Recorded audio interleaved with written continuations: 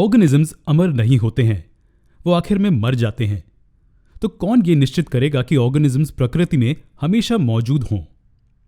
हमारे अंदर एक सिंपल और एफिशिएंट सिस्टम ये निश्चित करता है कि स्पीशीज नष्ट ना हो, यानी स्पीशीज हमारे मरने के बाद भी प्रकृति में बनी रहे। मैं हमारे रिप्रोडक्शन सिस्टम की बात कर रहा हूं। और न केवल सिर्फ हम में, बल्कि ये सिस्टम सभी जानवरों, पौधों और लोअर यूनिसेल्युलर ऑर्गेनिजम्स में भी बहुत जरूरी है। ये स्पीशीज का बना रहना निश्चित करता है। तो हम कहां से शुरू करें? हमें सबसे पहले रिप्रोडक्शन के प्रोसेस को समझना होगा। हमारे लिए ये जानना जरूरी है कि रिप्रोडक्शन का ये प्रोसेस वास्तव में कैसे काम करता है। तो चलिए इस वीडियो में रिप्रोडक्शन के इस प्रोसेस को समझते हैं। हम आसान शब्दों में इस प्रोसेस को कैसे डिफाइन करेंगे? चलिए हम इस शब्द को ही दो हिस्सों में बांट देते हैं।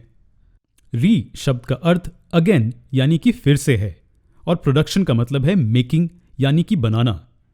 तो क्या हम इस प्रोसेस को फिर से कुछ बनाने के रूप में डिफाइन कर सकते हैं? पूरी तरह से। और यहां पर क्या बनाया जा रहा है? बेशक ऑर्गेनिजम्स। अब आप कह सकते हैं कि एक नए पैदा हुए बच्चे माता पिता की तरह बिल्कुल नहीं होते, तो हम अगेन कैसे कह सकते हैं? खैर, ये वही ऑर्गेनिजम्स नहीं हैं, लेकिन ये वही स्पीशीज है।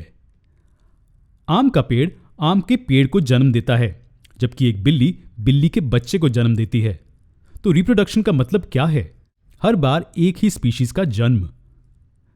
तो अब अगला सवाल जो हमारे दिमाग में आ रहा है वो ये है कि क्या सभी ऑर्गेनिजम्स एक ही तरीके से रिप्रोड्यूस करेंगे? क्या यूनिसेल्युलर बैक्टीरिया और विशाल व्हेल एक ही तरीके से रिप्रोड्यूस करेंगे? निश्चित रूप से नहीं।